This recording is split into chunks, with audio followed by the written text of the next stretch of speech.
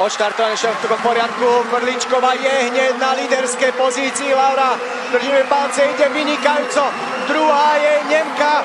A Laura Frličková sa stáva majsterkou Európy! Máme majsterku Európy! Zlato z európskeho šampionátu do 18 rokov v atletike na domácej pôde v Banskej Bystrici. Je to tam paráda, Laura! Najväčší úspech slovenskej atletiky na tomto fóre. Naše prvé zlato a verme, že prvé z mnohých, ktoré Laura Frličková pre Slovensko ešte vybojuje.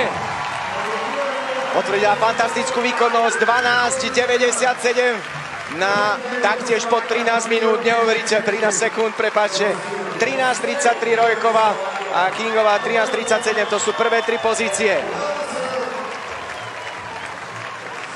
Absolútna dominancia od rozbehu cez semifinále až po finále systémom štart cieľ, nikoho nevidela pred sebou ani v jednej desatine sekundy.